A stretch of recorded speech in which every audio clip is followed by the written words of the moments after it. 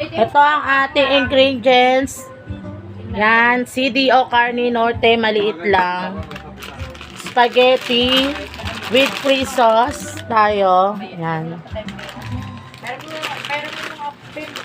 Then, hotdog po. Syempre, hindi mawawala si hotdog.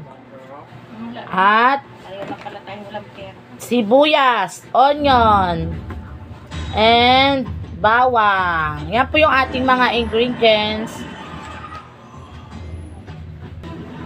So, ito na po, mag-chop tayo ng ating sibuyas. Yan.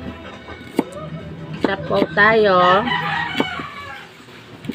Then, i-separate po natin sa lalagyanan. Set aside. And then, next po natin yung ating garlic. Yan. Depende po kung sa inyo kung kailangan. Ako